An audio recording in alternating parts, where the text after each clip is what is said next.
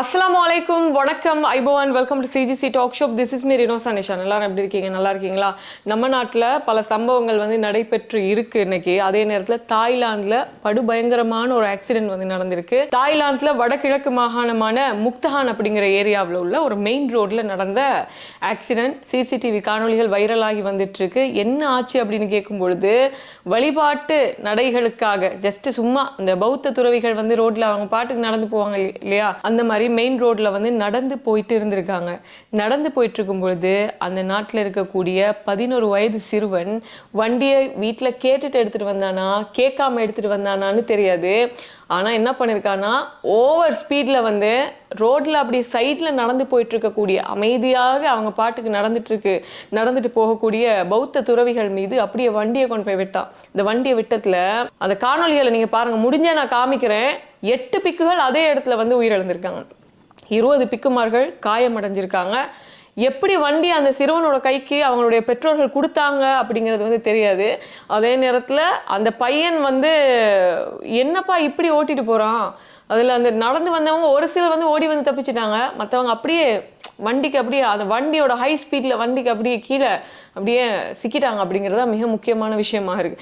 இதே நேரத்தில் இந்தியாவிலையும் இன்னைக்கு தமிழகத்தில் ஒரு திருநெல்வேலி மாவட்டத்தில் ஒரு சம்பவம் நினைக்கிறேன். இதில் என்னன்னா, ஹஸ்பண்டுக்கும் ஒய்ஃபுக்கும் ஒரு தகராறு ஏற்பட்டிருக்கு. இந்த தகராறுனால ஹஸ்பண்ட் என்ன பண்ணிட்டாருன்னா, 31 வயதான ஹஸ்பண்ட், நான் இதுக்கப்புறம் நான் சாக போறேன்னு சொல்லிட்டு எலி மருந்தை குடிச்சிட்டு ஸ்டேட்டஸ்ல, வாட்ஸ்அப் ஸ்டேட்டஸ்ல கண்ணீரஞ்சலி போட்டிருக்காரு அவருக்கு.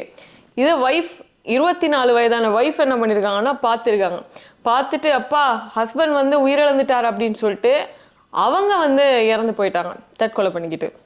இவங்களுக்கு 2 குழந்தைங்க இருக்காங்க. யோசிச்சு பாருங்க, இதெல்லாம் ஒரு செகண்ட்ல நடைபெறுறது. இந்த மாதிரியான விபத்துக்கள் ஒரு செகண்ட்ல நடைபெற்று வந்துட்டு இருக்கு. நேற்று தான் நம்ம இந்தியாவில் பார்த்தோம், தர்மபுரியில் நடந்த ஒரு விஷயம். ஸோ இந்த மாதிரியான செய்திகளை பார்க்கும் பொழுது ரொம்ப பயமாக இருக்கு அப்படிங்கிறது மிக முக்கியமான விஷயம். இப்போ நம்ம நாட்டுக்குள்ள நடக்கிறத பார்க்கும்பொழுது டெங்கு நோயை ரொம்ப நம்ம சீரியஸா எடுக்கிறதே கிடையாது. டெங்கு பத்தி நம்ம பேசினாலே நம்ம சேனல்ல பெருசா நியூஸை பாக்குறீங்கல்ல, என்னன்னா டெங்கு பத்தி நம்ம பெருசா கணக்கு எடுக்கிறதே இல்லை. இன்னைக்கு என்னன்னா, டெங்கு பத்தி தேசிய டெங்கு ஒழிப்பு பிரிவின் பதில் பணிப்பாளர் டாக்டர் கபில கண்டங்கர ஒரு ஊடக சந்திப்பை ஏற்படுத்தி பல விஷயங்களை சொல்லியிருக்காங்க. இலங்கையில இன்னைக்கும் டெங்கு அதிகமாக பரவிட்டு இருக்கு. 24 மணி நேரத்தில் 1217 பேர் நோயாளர்களாக பதிவு செய்யப்பட்டிருக்காங்க. இதுவரைக்குமே நம்ம நாட்டில் டெங்கு நோயாளர்கள் 55,000 கடந்துருச்சு. 55,406 பேருன்னு சொல்றாங்க. இந்த ஜூன் மாதத்துக்குள்ள மாத்திரம், இந்த கடந்த ஜூன் மாதம், இன்னைக்கு 2ஆம் தேதி இல்லையா, இன்னைக்கு ஜூலை ஆயிருச்சு, ஜூன் மாதத்துக்குள்ள மாத்திரம் 21,565 பேர் டெங்கு நோயாளர்களாக பதிவாயிருக்காங்க. இதுவரைக்கும் டெங்கு நோயாளர் 35 பேர் உயிரிழந்து போயிருக்காங்க. மேல் மாகாணம் தான் அதிகமாக டெங்கு நோய்கள் பரவும் இடமாக மாகாணமாக சொல்லப்படுது. இதுல மேல் மாகாணத்துல கொழும்பு மாவட்டத்தில் 11,392. ஒட்டுமொத்த ரீதியில் நம்ம நாட்டில் டெங்கு நோயாளர்களை கணக்கெடு பார்க்கும்பொழுது மேல் மாகாணத்தில் மாத்திரம் 52.47% டெங்கு நோயாளர்கள் இருக்காங்க. ரெண்டாவது கம்பா மாவட்டத்தில் 11,000 பேர் டெங்கு நோயாளர்களாக இருக்காங்க. அதுக்கப்புறம் களுத்துறை டிஸ்ட்ரிக்ட்ல அதிகமாக இருக்காங்க.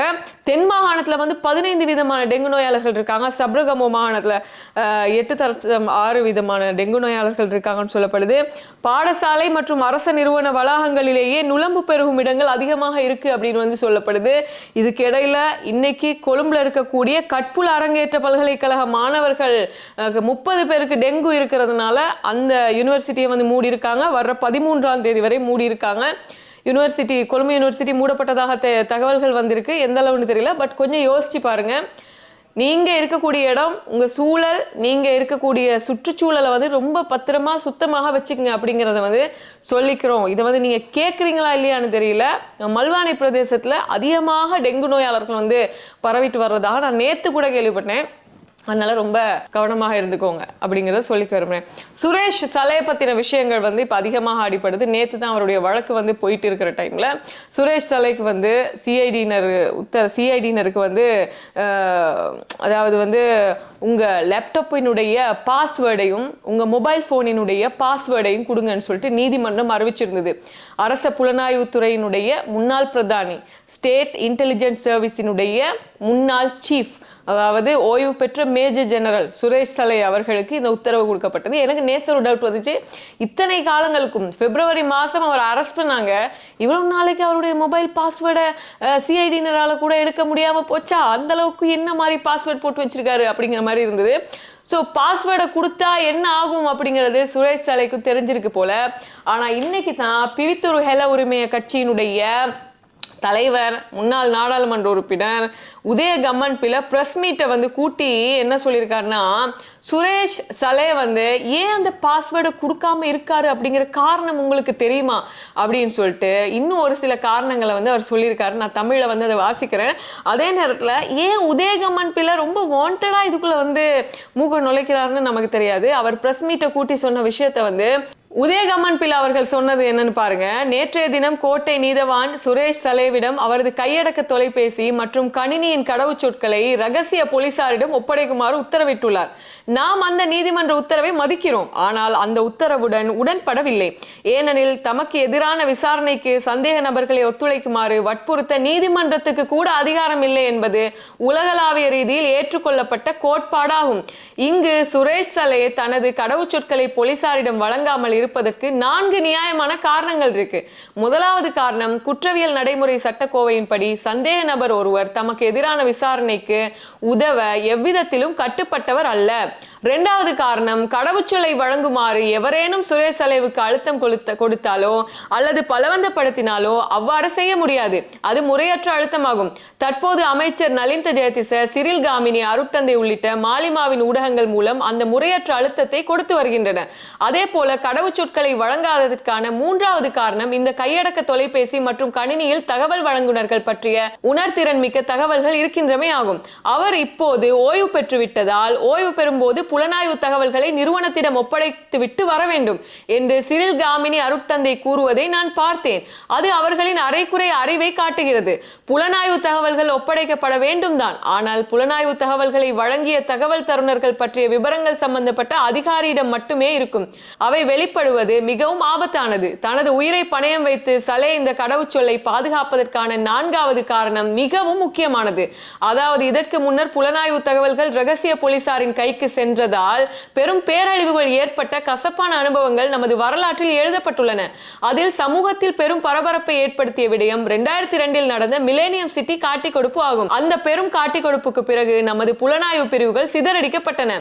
எனவே இத்தகைய துரதிர்ஷ்டவசமான சூழ்நிலையில் இந்த காரணங்களின் அடிப்படையிலேயே சுரேஷ் சலே தனது கடவுச்சொற்களை வழங்காமல் இருப்பதற்கு நியாயமான காரணங்கள் இருப்பதாக நாங்க நம்புறோம். இவ்விடயத்தில் நீதிமன்ற தீர்ப்பை மதிக்கும் அதேவேளை அதனுடன் உடன்படாததால் சலேவின் சட்டத்தரணிகள் இந்த உத்தரவுக்கு எதிராக மேன்முறையீடு செய்ய நடவடிக்கை எடுப்பார்கள் என்று நான் நம்புகிறேன், நினைக்கிறேன் சொல்லியிருக்காரு. சுரேஷ் சலே ஏன் லேப்டாப்பினுடைய பாஸ்வேர்டையும் மொபைலோட பாஸ்வேர்டையும் கொடுக்கல அப்படிங்கிறத 4 காரணம் சொல்லி உதய கம்மன் பிள்ளை சொல்லியிருக்காருன்னா இவருக்கு எப்படி தெரியும், அவர் சொன்னாரா அப்படிங்கிறதா மிகப்பெரிய விஷயம். අහවලා කිව්වම මාසේ ගාන ලැබෙනවා නම් තොරතුරු ලබා දෙනවා. හැබැයි පෞද්ගලික විශ්වාසය මත Tamanට අමතක කරන්න බැරි උදව්වක් කරපු හින්දා නම් කරන්නේ. එහෙම නැත්නම් ගොඩනැගී තියෙන මිත්‍රත්වය නිසා නම් කරන්නේ. එවැනි පෞද්ගලික සම්බන්ධතාවක් මත ගොඩනැගුණු තොරතුරු කරුවා මාරු වුණාම තොරතුරු ලබා දීම නතර කරනවා. එතකොට අරයා විශ්‍රාම ගියත් අර තොරතුරු කරුවාගෙන් තොරතුරු ලබා ගන්න ඉන්නේ එයා විතරයි. වෙන කාටවත් එයා දෙන්නේ නැහැ.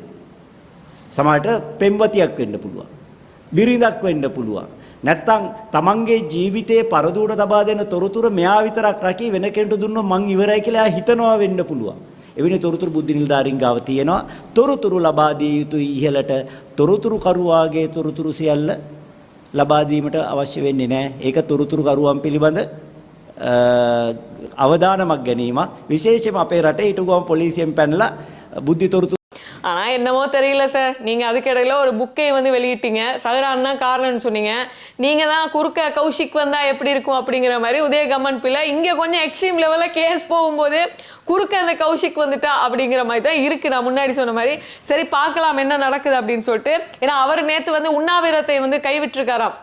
அதனால கொஞ்சம் தெம்பாகிட்டு விஷயத்த வந்து அவர் விஷயத்த சொன்னாலே போதுமேங்க. அந்த சூத்திரதாரி யாரு அப்படிங்கறத அவர் வாயில சொன்னார்னாலே ஃபைனலைஸ் பண்ணிடுவாங்கல்ல. அவர் தானே இப்ப பெண்டிங்ல வச்சிட்டு இருக்காரு கேஸே அப்படிங்கறதுதான் மிக முக்கியமான விஷயமாக இருக்கு. இதே நேரத்துல இன்னொரு விஷயம் என்னன்னா, கிழக்கு மாகாணத்துக்கு பொறுப்பான சிரேஷ்ட பிரதி போலீஸ் மா அதிபர் வருண ஜெயசுந்தரவை வந்து சிஐடிக்கு வர சொல்லி விசாரிச்சு அனுப்பியிருக்காங்க. வருண ஜெயசுந்தரவை எதுக்கு வர சொன்னாங்க அப்படின்னா, கேங்ஸ்டரான கெஹல் பத்ர பத்மே, உங்க எல்லாருக்கும் தெரியும், கனேமுல்ல சஞ்சீவ மர்டர்ல உங்க தெரியும்ல, லாஸ்ட் இயர் February 19 நடந்தது. கோர்ட்குள்ள வச்சு ஒரு கேங்ஸ்டர் ஷூட் பண்ணாங்க இல்லையா, குற்றவியல் சட்டக்கோவை புத்தகத்துக்குள்ள துப்பாக்கியை வச்சுட்டு வந்து, அந்த கேஸோட தொடர்புப்பட்ட பாதாள உள்ள கோஷ்டியில இருக்கக்கூடிய ஒரு மிகப்பெரிய தலையான கெஹல் பத்ர பத்மே எல்லாம் வெளிநாட்டுல இருந்து வந்து அரெஸ்ட் பண்ணி கொண்டு வந்து வச்சு இன்னும் விசாரிச்சுட்டு இருக்காங்க இல்லையா. அதுல வந்து இவருக்கும் அவருக்கும் ஏதோ தொடர்பு இருக்கு அப்படின்னு சொல்லிட்டு வருண ஜெயசுந்தர் அவர்கள் கிட்ட